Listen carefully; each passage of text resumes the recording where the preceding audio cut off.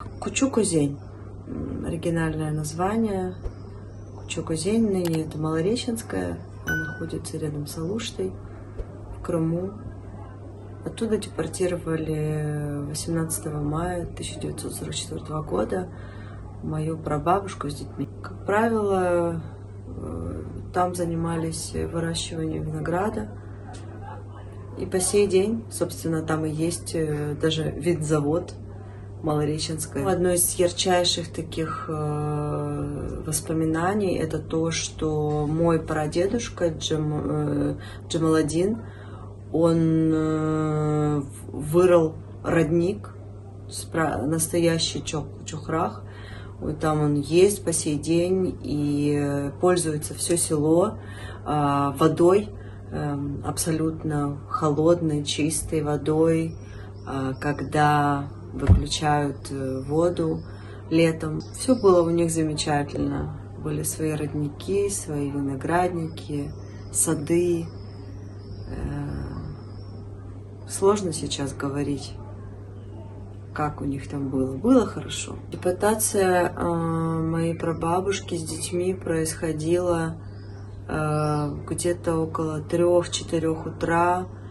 Пришли солдаты, сказали, что дают 15 минут, что все собираются на площади, и оттуда их куда-то везут. Сказали с собой брать все самое необходимое.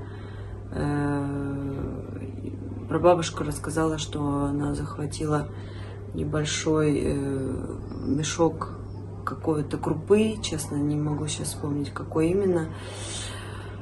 Вот, но это забрали. Еду забирали практически сразу. Вот. У нее на руках была грудная девочка, которая, к сожалению, не пережила этот путь и умерла в вагоне. Потом их привезли в Среднюю Азию, и там они жили в этих, скажем так, обозначенных пунктах с ограниченной возможностью, такое, скажем, гетто. Харбабашка, Рамитли Харбаба уже часто вспоминал о том, что постоянно был голод. Вот он всегда, когда мы садились за стол, он говорил о том, что вот у нас сейчас есть плов, вот у нас сейчас есть хлеб. Вот, и он всегда говорил об этом, говорил о голоде. То есть это действительно его настолько травмировало юношей, что он не был никогда сытым. И он постоянно, вот до самой старости, всегда говорил о еде и переживал, чтобы всегда была еда. Было тяжело, и когда он вернулся, первым делом, что он сделал, высадил сад.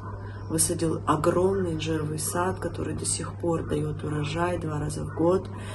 У него там и персики, и инжир, и, в общем, гранат, хурма.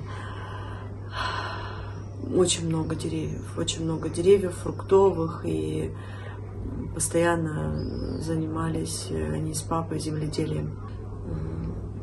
Мне бы вообще хотелось, чтобы вернули не только названия разных сел и мест, а и действительную правдивую историю о том, сколько было там по-настоящему крымских татар, сколько их проживало, как они проживали.